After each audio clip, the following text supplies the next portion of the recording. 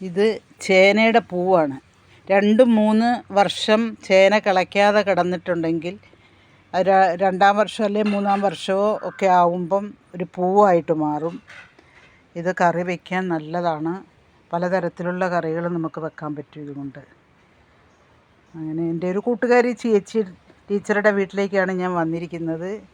അവിടെ ടീച്ചർ എന്നെ വിളിച്ചു വരുത്തിയതാണ്. ഇങ്ങനെ പൂത്തു എന്ന് കണ്ടപ്പോൾ. വേറെയുണ്ട്, വേറെ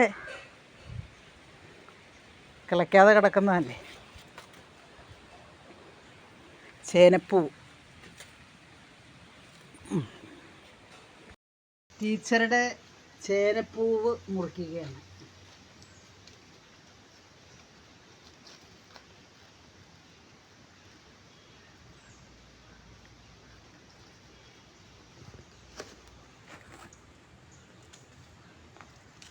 ഇതാണ് ചേനപ്പൂവ്.